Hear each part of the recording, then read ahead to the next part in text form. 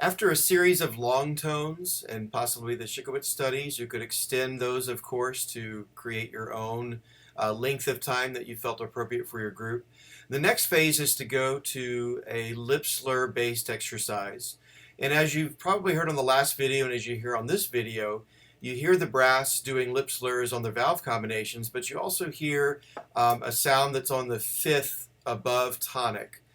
That's where we place or should place the alto saxophone voice and the mellophone voice, which lends itself a little bit better for tuning for them and also puts in like valve combinations for the mellophone. So just a suggestion when it comes to planning for warm-up for your alto voices, that you put them in places in which they can be successful. I chose the two side video applications for this next module because I want you to focus on a few things here. Watch the face of the brass players as they set the embouchure in the center and they breathe from the corners. It's very important that brass players in general make sure that that embouchure is very well placed, it's stable, and it's well positioned to vibrate freely with the correct application of air and muscle, a balance of air and muscle. Too much muscle means you don't need much air, and that produces a small, thin tone with not much range and definitely not much power in the sound. So they want to really err on the side of less muscle and more air. Also notice with the woodwinds, their hand position is very, very rounded. Long round fingers across the instrument, and their fingers are barely moving. They're only moving enough to activate the keys. Very important for the woodwind family to have excellent hand position, as well as for the brass, but to make sure that your woodwinds have excellent hand position in mastery of moving the mechanics of the instrument. All of these things are building the foundations for the next level, but watch the next two videos here on lip slurs. One is going up, one is going down.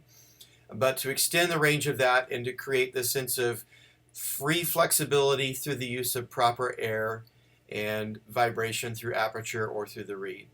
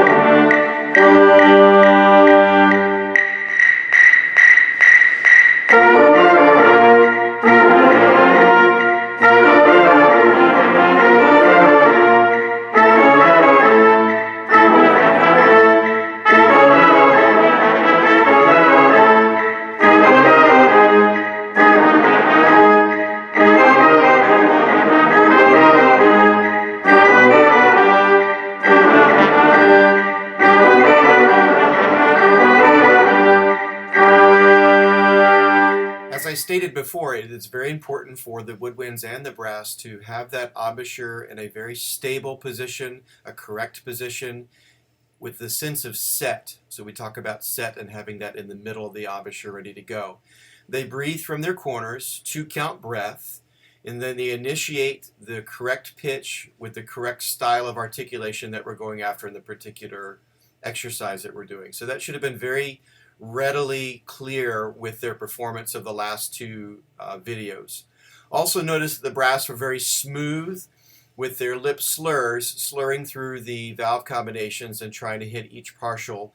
Not extended, nothing that was overly challenging there, but enough to get them that sense of stability and warm up through that process. Woodwinds were playing the same series. They were changing fingerings for each note, but it's also good for them to reinforce the fact that they should be able to change to any note with a great hand position and excellent finger technique and create that smoothness which builds speed later. So very important that those things are together.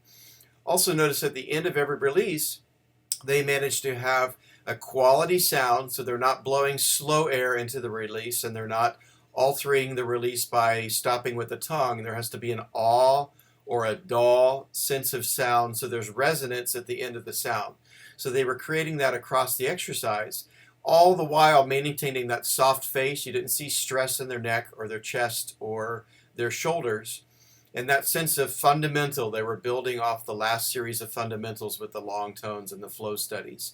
So important that we just add one more element without changing necessarily the methodology in which we're successful.